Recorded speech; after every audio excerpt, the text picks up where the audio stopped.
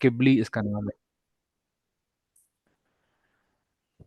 तो ये जो मस्जिद किबली है, ये मस्जिद किबली और गुम्बद सगरा, ये दोनों के दोनों जो है वो मस्जिद अक्सा के अंदर आते हैं। ठीक है, तो ये जो इसका पूरा एरिया है मस्जिद, जो ब्लू डॉटेड लाइन से मेंशन हुआ हुआ है यहाँ पे, वो पूरा एरिया मस्जिद अक्सा है।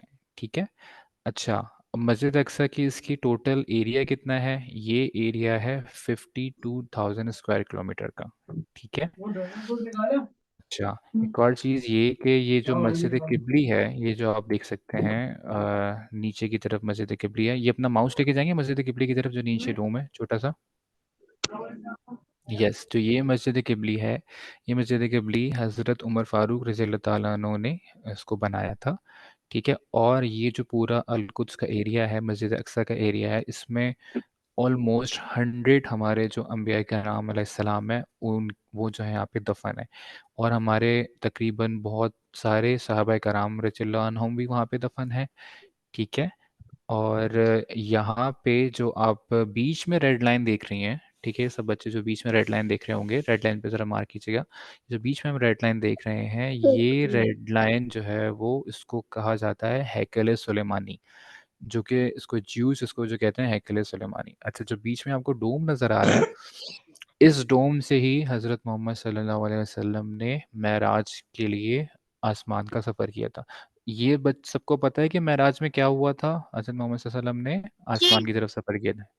जी। जी, तो ये वो एग्जैक्ट एरिया है जो डोम बना हुआ है, जहाँ पे हज़रत मोहम्मद सल्लल्लाहु अलैहि वसल्लम ने मेराज पे सफ़र किया था। ठीक है, और इसी डोम के नीचे या इसी डोम वाली जगह पे हज़रत सुलेमान अलैहिस्सलाम और हज़रत दाऊद अलैहिस्सलाम का तख़्त होता था, यानी कि वो यहाँ से पूरी दुनिया पे हुक्मरानी करते थे। ये भी आप सबको पता होगा ना कि हज़रत सुलेमान अलैहिस्सलाम ने पूरी दुनिया में हर उन्होंने मखलूक पे अपनी हुक्मरानी हुकूमत किया है। फलस्तीन से शुरू की।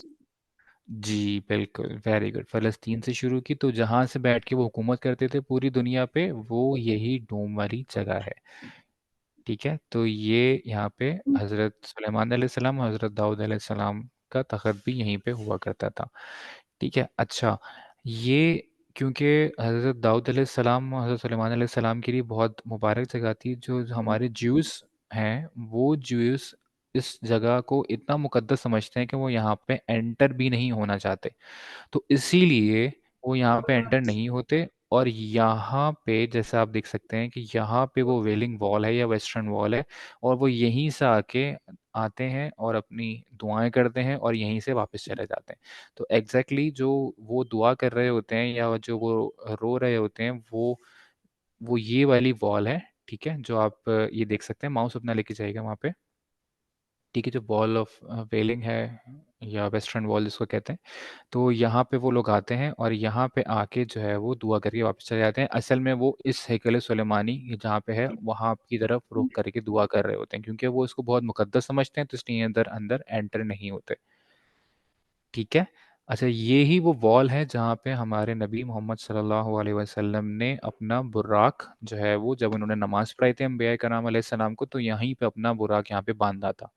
तो इसको दीवार बुर्राक कहते हैं हम मुसलमान, और ज्यूज इसको कहते हैं कि ये दीवार गिरिया है, यानी कि जहाँ पे वो रो रो के अपने जो मसीह है यानी कि दज्जाल उसको पुकारते हैं। ठीक है। ठीक है, तो ये वाली स्लाइड सबको क्लियर हो गई। अब हमें ये पता लग गया, जो हमारे दो तीन क्वेश्चंस थे उसमें हमें ये पता लग गया कि मस्जिद अक्सा में क्या क्या आता है। ठीक है, इसके अलावा हमें ये पता लग गया है कि गुम्बद सखरा क्या है और ये मस्जिद किबली क्या है। हमें ये पता लग गया है कि ये कौन लोग हैं, ज्यूज हैं, और ये वेस्टर्न वॉल पे क्या कर रहे हैं और वो अंदर क्यों नहीं आ रहे। ठीक है, हमें ये तीन चीजें पता लग गई। अच्छा, सर, अब इम्पोर्टेंट, जी जी। लेकिन जो इसराइल के जो सोल्जर होते हैं वो अंदर क्यों आ जाते हैं हैकल सुलेमानी के अंदर? नहीं, देखें, वो हैकल सुलेमानी के अंदर नहीं आते। वो जो इसराइल के सोल्जर्स हैं वो भी मैं आपको बताता हूँ। वो जाते हैं, जो मस्जिद की जगह है ना, वो वहाँ पे जाते हैं। अच्छा, एक और इसमें क्वेश्चन था हमारी, इसमें उसी से लिंक्ड, आपके वाले क्वेश्चन से लिंक ये क्वेश्चन था कि ये जो एरिया है मस्जिद अक्सा का, ये किसकी टेरिटरी के अंदर आता है, इधर इसराइल और इधर फ़लस्तीन। ये भी क्वेश्चन था ना, तो ये जो टेरिटरी है ना, ये इसराइल के पास है ये टेरिटरी, ना ये फ़लस्तीन के पास है ये टेरिटरी। ये इंटरनेशनल टेरिटरी है, यानी कि यहाँ पे एज अ हुकूमत कोई भी मुल्क हुकूमत नहीं कर सकता, ये इंटरनेशनल टेरिटरी है।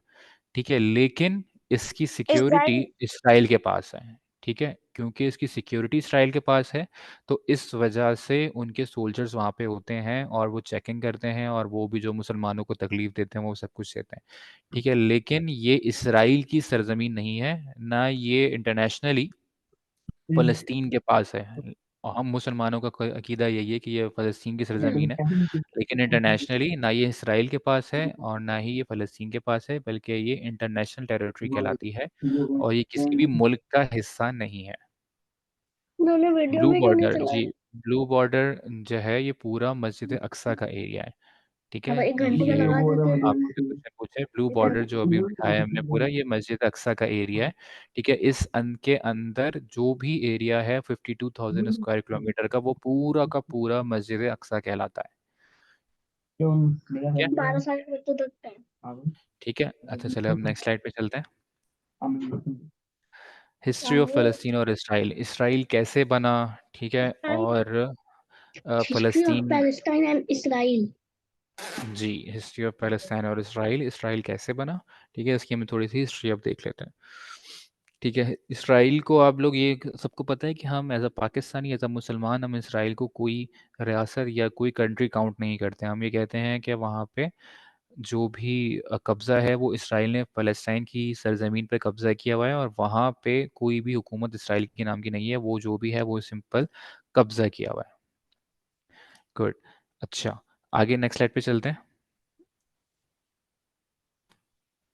अच्छा देखें, सबसे पहले क्या हुआ कि ये फ़लस्तीन की सरज़मीन तो शुरू से मुसलमानों के पास ही थी, लेकिन फिर सल्तनत उस्मानिया जो कि टर्की से ऑपरेट करती थी, पूरी मुसलमानों की खिलाफत का निज़ाम कायम था, वो जब वीक होना स्टार्ट हुए 1917 में, तो उस वक्त की क्या कंडीशन थी आप ये देख सकते हैं कि जो फ़लस्तीन है, वो जो फ़लस्तीनी जिसमें रह रहे हैं, वो पूरा आपको ये पूरा का पूरा नक्शा आपको ग्रीन नज़र आ रहा है, यानी कि सब जगह ही फ़लस्तीनी लोग हैं आबाद, और जो यहूदी थे वो सिर्फ़ और सिर्फ़ 6% आबाद थे। ठीक है, आप देख सकते हैं पूरा का पूरा ग्रीन है, और जो ब्लू में नज़र आ रहा है सिर्फ़ और सिर्फ़ यही यहूदी आबाद थे। अच्छा, फिर हुआ क्या कि ये जो जब सल्तनत उस्मानिया जब हमारी जब टूट गई, तो फिर इस जगह पे ब्रिटिश ने कब्ज़ा कर लिया, यूके की गवर्नमेंट ने कब्ज़ा कर लिया। जैसे कि आपको ये भी पता है पाकिस्तान और इंडिया में किसने रूल किया था, वो ब्रिटिश गवर्नमेंट ने रूल किया था। इसी तरीके से इस जो फ़लस्तीन का जो एरिया था, यहाँ पे भी इन्हीं ब्रिटिश गवर्नमेंट ने रूल किया, और जब वो रूल कर रहे थे, जब वो रूल करने के लिए आए थे, तो सिर्फ 6% ऑफ टोटल पॉपुलेशन जो है वो वहाँ पे ज्यूज़ थे। लेकिन जब वो वहाँ पे आए, तो फिर उन्होंने आहिस्ता-आहिस्ता ज्यूज़ को वहाँ पे आबाद करना स्टार्ट कर दिया। वहाँ पे ज्यूज़ आबाद होना स्टार्ट हो गए, काफ़ी हद तक उनकी तादाद बढ़ गई। उसके बाद नेक्स्ट स्लाइड पे चलते हैं। उसकी उनकी तादाद काफ़ी हद तक बढ़ गई, और वो बढ़ते-बढ़ते कुछ मज़ीद परसेंटेज पे पहुँच गई। अच्छा, आपको ये भी पता है कि 1947 में पाकिस्तान जब आज़ाद हुआ था, तो फिर ब्रिटिश गवर्नमेंट पाकिस्तान छोड़ के गई थी, और इंडिया और पाकिस्तान को बना के गई थी, और उन्होंने जो है वो एक एग्रीमेंट किया था कि कौन-सा एरिया किस कंट्री के पास जाएगा। तो बिल्कुल इसी तरीके से 1947 में ही या 1948 में इनके बीच में ब्रिटिश गवर्नमेंट फ़लस्तीन को भी छोड़ के गई, ठीक है? और वहाँ पे उन्होंने एक बहुत ही अनजस्टिफाइड एक उन्होंने सेपरेशन करी, और वो सेपरेशन वो ये करी कि जो ज्यूइस सिर्फ 6% आबाद थे, उनको लैंड का 55% ऑफ एरिया दे दिया, और जो फ़लस्तीनी थे उनको सिर्फ 45% का एरिया दिया। तो यानी कि जो पहली बुनियाद रखी इसराइल की सरज़मीन की इंटरनेशनली, वो ब्रिटिश गवर्नमेंट ने रखी। तो इसमें आप ये देख सकते हैं कि किन-किन कंट्रीज़ ने उनके अगेंस्ट वोट दिया, और किन-किन कंट्रीज़ ने उसके हक़ में वोट दिया कि इस पार्टीशन के हक़ में। पाकिस्तान उस वक़्त हालाँकि नया-नया बना था, लेकिन स्टिल पाकिस्तान ने भी इसके अगेंस्ट वोट दिया, ठीक है? और जितने भी मुस्लिम कंट्रीज़ हैं, मोस्टली आप देख सकते हैं कि वो सब ने ही उसके अगेंस्ट वोट दिया है। लेकिन जो भी इंटरनेशनल लॉ भी है, उन्होंने मोस्टली इसके हक में वोट दिया। ठीक है, और ये इस तरीके से इसराइल की, सो कॉल्ड इसराइल की बुनियाद रखी गई। रेजोल्यूशन नंबर 181 इसको कहते हैं। रेजोल्यूशन 181 में इसकी बुनियाद रखी गई 1947 में, जब ब्रिटिश हुकूमत फ़लस्तीन की सरजमीन छोड़ के जा रही थी। तो ये इनका नक्शा है। 45% उन्होंने सिर्फ, जो बेचारे वहाँ शुरू से रह रहे थे, तब उनको सिर्फ 45% दिया, और जो बाद में उन्होंने खुद बुला के आबाद करवाए उनको 55% ऑफ द लैंड दे दी। अच्छा, इसमें आप लोग ये देख सकते हैं कि कुछ छोटा सा पोर्शन येलो कलर का नज़र आ रहा है, ऐसा ही है। बीच में जो येलो कलर का पोर्शन नज़र आ रहा है, ये है इंटरनेशनल टेरिटरी, यानी कि इंटरनेशनल कंट्रोल में, जो कि हमने पिछली स्लाइड में देखा था कि जो मस्जिद अक्सा की लैंड है वो ना फ़लस्तीन के कंट्रोल में है इंटरनेशनली, और ना ही इसराइल के कंट्रोल में है। तो ये वाला जो पोर्शन था, जो कि पहले फ़लस्तीनियों के पास था, उन्होंने अब उसको इसराइल के कंट्रोल से भी हटा दिया, लेकिन उसको इंटरनेशनली कंट्रोल में दे दिया। और इसके अराउंड जितना भी एरिया है, वो थोड़ा बहुत एरिया फ़लस्तीनियों को दिया, और बाकी पूरा एरिया उन्होंने इसराइल को दे दिया। अच्छा, अब हम नेक्स्ट स्लाइड पे चलते हैं। अच्छा, अब ये उन्होंने जब एरिया दे दिया, तो फिर जो इसराइल के सराउंडिंग में कंट्रीज़ थे, पिछली स्लाइड पे दोबारा जाइएगा। इसराइल के सराउंडिंग में कंट्रीज़ थे, उनमें जो राइट साइड पे जो कंट्री हैं वो उर्दन है। ठीक है, और लेफ़्ट साइड पे जो आप देख सकते हैं इस मैप के, वो पूरा समंदर है, और उर्दन के बराबर में सऊदी अरब है, और नीचे जो आप ये देख रहे हैं जहाँ पे थोड़ी सी ग्रीन पट्टी, और नीचे एक नाइफ की तरह का एक पॉइंटर बना हुआ है, तो उसके लेफ़्ट साइड पे पूरा इजिप्ट है। तो यहाँ पे इस फ़लस्तीन की सरजमीन को हर तरफ से जो है वो अरब कंट्रीज़ ने घेरा हुआ था।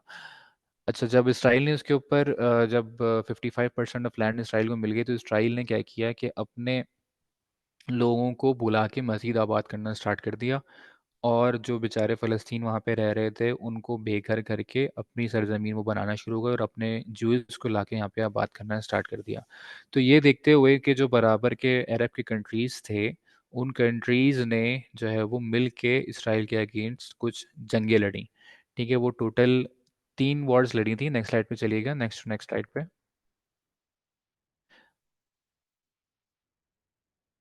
वो टोटल 3 जंगें लड़ी थी। ठीक है, पहली जंग जो लड़ी थी वो लड़ी थी 19 1960s में। ठीक है, और टोटल 1968 तक जो है वो इनकी 3 जंगें हो चुकी थी। ठीक है, अब आप ये देख सकते हैं कि 1967 का जो ये मैप नज़र आ रहा है, इसमें जो इजिप्ट का जो जितना भी एरिया है, और इसी तरीके से उर्दन का जो भी एरिया है, वो इसराइल ने वो तीनों जंगें जीती। ठीक है, और इजिप्ट पे भी इन्होंने कब्जा कर लिया, और साथ में जो राइट साइड पे उर्दन था, उनकी भी जगह पे उन्होंने कब्जा कर लिया। यानी कि जो अरब कंट्रीज थे, वो ये जंगें हार गए और अपनी सरजमीन भी खो बैठे। ऐसा क्यों हुआ? ऐसा इसलिए हुआ क्योंकि उन्होंने ये जंग हाँ, उन्होंने ये सोच के नहीं लड़ी कि ऐसा मुसलमान लड़ रहे हैं, बल्कि उन्होंने ये जंग ये सोच के लड़ी कि हम तो अरब लोग हैं और हम तो सुपीरियर हैं, तो कोई बाहर से आके हम पर कैसे हुकूमत कर सकता है, तो इसलिए हम इनको हरा देंगे और अपनी सरजमीन वापस लेंगे। अगर तो वो मुसलमान बन के लड़ते तो सारी उम्मत मुस्लिमा को इकट्ठा करते और ये जंग वो आसानी से इसराइल को हरा सकते थे। लेकिन उन्होंने एक अरब होने की वजह से सिर्फ अरब ममालिक को ही इनवाइट किया और सिर्फ उन्होंने जंग लड़ी। तो ये 3 जंगों में वो अपना अच्छा खासा सरमाया और अपनी सरजमीन खो चुके थे। लेकिन फिर उसके बाद 1973 में एक और जंग हुई, जिसमें जो ये इजिप्ट का जो आपको एरिया नज़र आ रहा है नीचे लाइट ब्लू कलर में, ये उन्होंने फिर वापस लिया। और इस जंग में क्या आपको पता है कि पाकिस्तान ने भी पार्टिसिपेट किया था 1973 की अरब इसराइल वॉर में?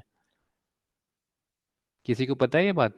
अरब इसराइल वॉर हुई थी, उसमें इस पाकिस्तान ने इसराइल के अगेंस्ट पार्टिसिपेट किया था। जी। और उसमें वेरी गुड। और उसमें yes, this light blue border, बिल्कुल जो लाइट ब्लू का जो बॉर्डर है, वहाँ पे ये इजिप्ट का एरिया इसराइल ने ले लिया था। फिर पाकिस्तान ने भी उसमें पार्टिसिपेट किया और पाकिस्तान के पायलट्स ने इसराइल के 5 जहाज़ों को गिराया था।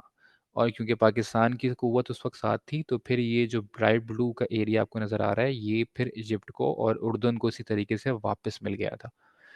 तो वो जंग समहाउ मुसलमानों के हक में रही। लेकिन पहली जंगें क्यों हक में नहीं रही? क्योंकि उन्होंने एज अ मुसलमान नहीं लड़े, बल्कि अरब सोच के लड़े कि भाई हम अरब हैं और हम सुपीरियर हैं, तो हम यही जंगें हम किसी और को कब्जा नहीं करने देंगे। नेक्स्ट स्लाइड पे चलिएगा। अच्छा, अब आप ये देख सकते हैं कि एयर बाय एयर इसमें क्या इसराइल का वजूद आया और किस तरीके से उन्होंने मुसलमानों की सरजमीन पर कब्जा किया। 1947 में, जैसे हमने बात की थी कि 1947 में जब ब्रिटिश गवर्नमेंट अलग हुई, तो उससे पहले सिर्फ 6% ऑफ जूइश वहाँ पे थे और बाकी सारे फ़लस्तीनी थे और बाकी सारे मुसलमान थे। लेकिन उन्होंने पार्टीशन के टाइम पे जो प्लान दिया, उसमें 55% लैंड दे दी इसराइल को, यानी कि जूस को, और सिर्फ 45% दी फ़लस्तीनी को। और उसमें से भी जो मस्जिद अक्सा का एरिया था, उसको उन्होंने इंटरनेशनल टेरिटरी में दे दिया। उसके बाद जो अरब इसराइल वॉर्स हुई, उसमें जो है वो ये मज़ीद जो है वो लैंड लेते गए। और लैंड लेने के बाद जो आज की कंडीशन है वो आप ये देख सकते हैं बिल्कुल राइट साइड पे, कि छोटा सा एरिया जो है वो आपको लेफ्ट कॉर्नर पे नज़र आ रहा है। बिल्कुल राइट वाले मैप पे ऊपर जाइएगा, बिल्कुल राइट वाले मैप में जो ग्रीन पोर्शन नज़र आ रहा है, वहाँ पे माउस लेके जाइएगा। नीचे नीचे नीचे लेफ्ट पे, हाँ नीचे लेफ्ट, थोड़ा सा लेफ्ट पे, हाँ ये लेफ्ट पे, ये देख रहे हैं, ये एक छोटा सा पोर्शन फ़लस्तीन बचा है। और ये राइट साइड पे आपको थोड़ा सा ऊपर जो ग्रीन नज़र आ रहे हैं, ये फ़लस्तीन बचा है। बाकी पूरा इस पे इसराइल ने जो है वो कब्जा कर लिया। सो पूरे एरिया को इसराइल ने ऑक्यूपाई कर लिया है। अच्छा, जो हमारी मस्जिद अक्सा है, वो हमारी मस्जिद अक्सा जो राइट साइड पे ऊपर जो आपको ग्रीनिश, छोटा छोटा ग्रीनिश नज़र आ रहा है, मस्जिद अक्सा यहाँ पे है। ठीक है, इस एरिया को जो कि अभी मुसलमानों के पास है, इसको कहते हैं West Bank. West Bank, okay. ये जो एरिया राइट साइड पे ऊपर ग्रीन ग्रीन सा नज़र आ रहा है, इसको वेस्ट बैंक कहते हैं। और जो जिस एरिया का आपने सबसे ज़्यादा नाम सुना है आजकल, वो जो लेफ्ट साइड पे अभी हमने देखा था, माउस लेके जाइएगा लेफ्ट साइड पे ऊपर टॉप पे, इसको कहते हैं गज़ा। गज़ा स्ट्रिप, जो ये छोटी सी आपको नज़र आ रही है ना ग्रीन कलर की, this is called Gaza strip. ठीक है, और राइट साइड पे जो है वेस्ट बैंक है और मस्जिद अक्सा इस वेस्ट बैंक में है। तो आप ये देख सकते हैं कि ये मस्जिद अक्सा और ये वेस्ट बैंक जहाँ पे है, और मस्जिद अक्सा जहाँ पे है, और ये गज़ा स्ट्रिप, दोनों के बीच में काफ़ी डिस्टेंस है और उसके बीच में भी इसराइल है। ठीक है, तो अभी जो हमारी वॉर चल रही है मुसलमानों की, वो इस गज़ा स्ट्रिप में चली है। वेस्ट बैंक में अभी कुछ नहीं हो रहा। वो इसके कुछ पॉलिटिकल रीजंस हैं। यहाँ पे एक पॉलिटिकल पार्टी दूसरी है जो कि लड़ रही है, वहाँ पे एक पॉलिटिकल पार्टी दूसरी है जो कि मुफाहमत चाहती है। नेक्स्ट स्लाइड पे चलते हैं। ठीक है, अच्छा, ये उन्होंने क्योंकि कब्जा कर ही लिया था, तो जो एक पॉलिटिकल पार्टी थी उनकी, तो उन्होंने इसराइल को कहा कि भाई हम एक प्रपोजल देते हैं। वो प्रपोजल ये देते हैं कि कुछ पोर्शन, यानी कि ओनली 18% पोर्शन उस लैंड का हम रखते हैं। ठीक है, बाकी 22% पोर्शन जो है वो हमारे ज्वाइंट कंट्रोल में होगा और 60% पोर्शन इसराइली कंट्रोल में होगा। यानी कि जहाँ पे भी फ़लस्तीनी रह रहे हैं, वो उनको पूरा पूरा कंट्रोल दे दिया जाए। कुछ पोर्शन जो है वो डायरेक्टली इसराइल के कंट्रोल में हो, मेजॉरिटी पोर्शन, और कुछ पोर्शन ऐसा हो जो कि जॉइंट कंट्रोल में हो। वो इसलिए उन्होंने प्रपोज किया क्योंकि इसराइली जो है वो मुसलमानों के घरों को उजाड़ रहे थे और उनके घरों पे कब्जा कर रहे थे। तो इससे बचने के लिए उन्होंने ये प्रपोजल दिया कि भाई एटलीस्ट हमारी कुछ तो लैंड हम सेव करें। तो ये उन्होंने प्रपोजल दिया जो कि ओस्लो एक्ट कहलाता है, लेकिन वो भी उन्होंने नहीं माना, इसराइल ने नहीं माना। ठीक है, हालांकि उनको 60% ऑफ द लैंड और 22% अलग, तो यानी कि उनको 82% ऑफ द लैंड समहाउ उनको मिल रहा था, लेकिन फिर भी उन्होंने नहीं माना। वो इसलिए क्योंकि वो पूरी सरजमीन पर कब्जा करना चाहते हैं। नेक्स्ट स्लाइड पे चलते हैं। अच्छा, ये जो ओस्लो का एक्ट था, इस पे सबने सारे जो कंट्रीज थे उन्होंने एग्रीमेंट किया कि चलो ठीक है भाई, ये वाला जो है वो प्रपोजल वो तो बिल्कुल सही है, सिवाय एक कंट्री के। ठीक है, जो कि इसराइल को शुरू से सपोर्ट करता हुआ आ रहा है, और वो है यूएस। आजकल भी आप ये देख रहे होंगे कि यूएस जो है वो इसराइल को सबसे ज़्यादा सपोर्ट कर रहा है। तो ये वो जगह है, ये वो कंट्री है जिसने इसराइल को शुरू से सपोर्ट किया, और इन्होंने इन ओस्लो एक्ट की भी जो है वो उन्होंने मुखालफत करी, और फिर ये अप्रूव नहीं हो पाया यूएन में। नेक्स्ट स्लाइड में चलते हैं। ज़्यादा मुश्किल तो नहीं रहा, आप लोगों को समझ में आ रहा है? जी। गुड। अच्छा, जी। अब ओके गुड। अच्छा, अब हम देखते हैं गज़ा स्ट्रिप। ठीक है, जहाँ पे अभी जंग चल रही है, गज़ा स्ट्रिप क्या है? नेक्स्ट स्लाइड पे चल के हम देखते हैं उसको डिटेल में। गजा हमने देख लिया, ऊपर जो छोटा सा पोर्शन था वो गजा था, यहाँ पे उसको थोड़ा enlarge करके दिखाया गया है। तो यहाँ पे भी कितने जो है वो मजालिम ढाए हुए हैं इसराइल ने, वो हम इस स्लाइड में देखते हैं। ये आप देख सकते हैं कि ये जो रेड लाइन आ रही है नज़र, शॉर्ट डॉटेड रेड लाइन, ये फेंस उन्होंने बनाई है, ठीक है। पीछे इसके समंदर है, आगे की तरफ जो जो डॉटेड लाइन है, आगे की तरफ जो डॉटेड लाइन है, वो जो है उन्होंने फेंस बनाई हुई है, ठीक है। और उस फेंस में कोई भी एंटर नहीं हो सकता। उसके बाद आप देख सकते हैं कि उसके बाद उन्होंने एक कंक्रीट की वॉल खड़ी की हुई है, ठीक है। उसके बाद उन्होंने नो मैंस लैंड बनाई हुई है, वहाँ पे कोई एंटर नहीं हो सकता। ये आप जो राइट साइड पे बड़ी सी आप ये देख रहे होंगे ना। फिर उन्होंने एक वॉल बनाई हुई है, आयरन वॉल बनाई हुई है। फिर उन्होंने नीचे जो है वो पूरी खंदकें खोद के उसमें दीवार खड़ी की हुई है। फिर उसके बाद उन्होंने वॉच टावर लगाए हुए हैं, एक गजा की सरजमीन पे और एक इसराइल की सरजमीन पे। तो इन्होंने इस तरीके से इस जगह को पैक किया हुआ है कि कोई भी बंदा बगैर किसी चेकिंग या बगैर किसी इजाज़त के दूसरी तरफ जा ही नहीं सकता, और ये हर वक्त इसराइल की नज़रों में रहते हैं। हालांकि ये फ़लस्तीन का इलाका है, जो कि इंटरनेशनली फ़लस्तीन का इलाका है, और ये फ़लस्तीनी को भी यहाँ पे भी अपनी इजाज़त से कुछ भी करने की जो है वो कोई भी करने की इजाज़त नहीं है, अपनी मर्ज़ी से कुछ भी करने की इजाज़त नहीं है, ठीक है। तो आप ये देख सकते हैं किस तरीके से इन्होंने जो है वो इस पे कंट्रोल किया हुआ है, और किस तरीके से वो जो है वो इस पे नज़र रखते हैं। तो जो गज़ा स्ट्रिप है वो दुनिया की सबसे बड़ी जेल भी कहलाई जाती है, क्योंकि ये जो टोटल एरिया है इसका वो ओनली 42 किलोमीटर्स है, और इसकी जो विड्थ है वो ओनली 6 किलोमीटर्स है। तो ये जो पूरा एक स्ट्रिप या एक शहर आबाद है, ये शहर में जो कुछ भी होता है वो इसराइल की मर्ज़ी के बगैर एंटर नहीं हो सकता, इसराइल की मर्ज़ी के बगैर बाहर नहीं जा सकता। तो ये एक सॉर्ट ऑफ जेल है, जो कि बेचारे फ़लस्तीनी हमारे शुरू से इस समय रहते हुए आ रहे हैं। तो ये दुनिया की सबसे बड़ी जेल कहलाई जाती है। अच्छा, अब हुआ क्या, आजकल क्या हुआ, नेक्स्ट स्लाइड पे चल के हम देखते हैं। अब हुआ क्या है कि अब तक तो इसराइल ने बहुत जुल्म किए थे इनके ऊपर, फ़लस्तीनियों के ऊपर, लेकिन ये लाया हिस्ट्री में फर्स्ट टाइम हुआ कि जो यहाँ के लोग थे, गज़ा के लोग थे, उन्होंने इसराइल के ख़िलाफ़ कोई अटैक किया। अच्छा, अटैक इन्होंने क्यों किया? क्योंकि ये शुरू से जुल्म सहते हुए आ रहे थे इसराइल के। तो उन्होंने चारों तरफ से अब इसराइल पे अटैक किया, और इसराइल पे अटैक करके उनको अच्छा खासा नुकसान पहुँचाया। और इनको नुकसान पहुँचाया, तो इसी वजह से इसराइल ने रिएक्शन दिया है, और वो फिर अब वो इतनी बुरी तरीके से हमारे मुसलमानों को बेचारों को शहीद कर रहे हैं। नेक्स्ट ट्रिप स्लाइड में चलते हैं। आप ये देख सकते हैं कि इसकी हिस्ट्री के क्या क्या होता रहा। अगर इसराइल के 13 बंदों को मारा जाता तो वो पलट के 1400 प्लस लोगों को हमारे शहीद कर देते, ठीक है। अगर उनके 6 लोगों को मारा गया तो उन्होंने हमारे 167 लोगों को शहीद कर दिया। उनके 73 मारे, यानी कि 2014 की वॉर में उनके सिर्फ 73 लोग मरे, और यहाँ पे फ़लस्तीन के बेचारे 2100 लोगों को शहीद कर दिया। और अभी भी जो ये जंग चल रही है इसमें फ़लस्तीन के इसमें इसराइल के 1500 लोगों को मारा है, और वो अब तक पलट के मोर देन 10,000 लोगों को शहीद कर चुके हैं, जो कि ऑब्वियसली हमारे फ़लस्तीनी भाई हैं, हमारी ही तरह के लोग हैं, एक अच्छी ज़िंदगी गुजार रहे थे, एक नॉर्मल लाइफ गुजार रहे थे, लेकिन उन्होंने हॉस्पिटल्स पे अटैक किया, उन्होंने आप हम जहाँ स्कूल जाते हैं स्कूल्स पे अटैक किया, सबके बहन भाई माँ बाप सब बिछड़ गए। तो ये आजकल वहाँ पे हाल हुआ है। इसराइल इतने जो है वो वहाँ पे मजालिम ढा रहा है। नेक्स्ट स्लाइड्स पे हम चल के देखते हैं कि वहाँ पे क्या कुछ हो रहा है। ये देख रहे हैं, ये बिल्कुल इसी तरीके से जैसे हम अपने घरों में रहते हैं, ये लोग बेचारे भी उसी तरीके से घरों में रह रहे थे, लेकिन ये इनके घर किस तरीके से बमबारी करके तबाह कर दिए गए। आगे चलते जाएं,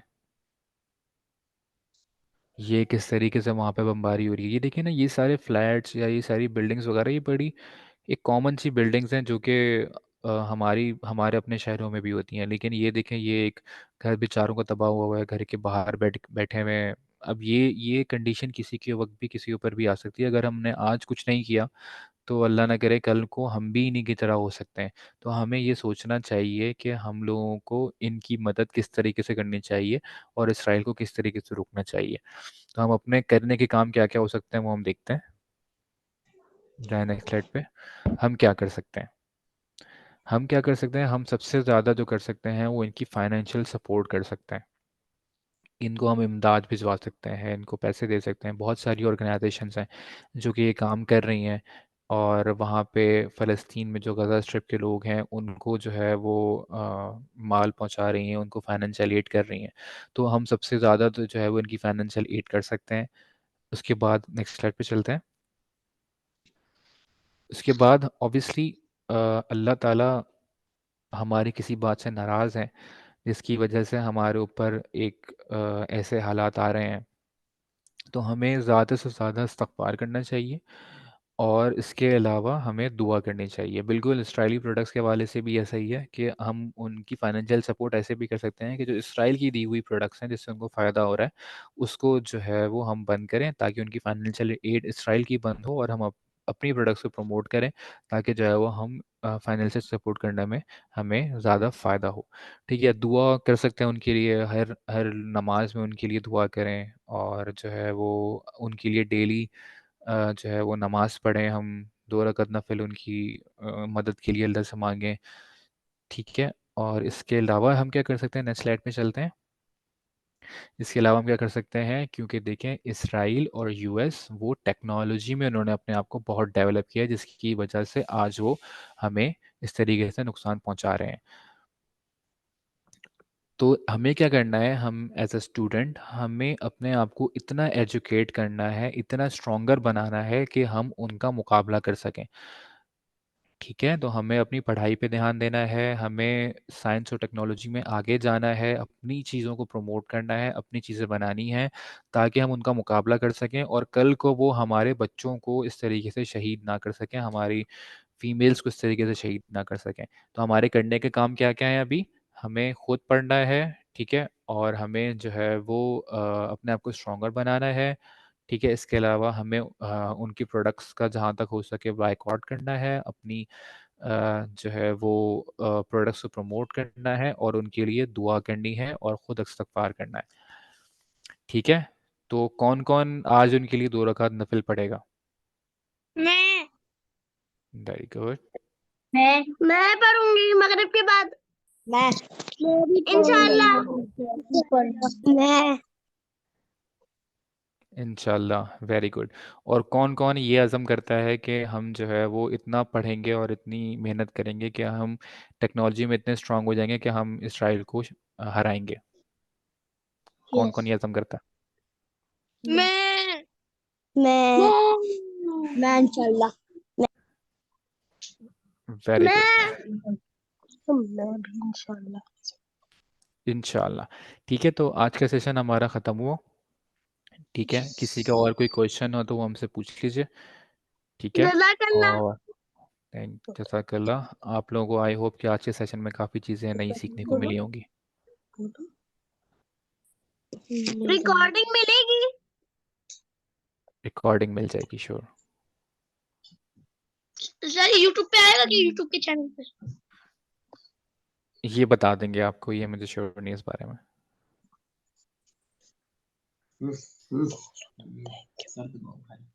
चलो गर्दन में रात में मेरी गर्दन और शोल्डर के दर्द है हमें। ठीक है, जज़ाकल्लाह। अस्सलाम वालेकुम एवरीवन, अल्लाह हाफ़िज़। वालेकुम अस्सलाम। अल्लाह हाफ़िज़। अल्लाह हाफ़िज़।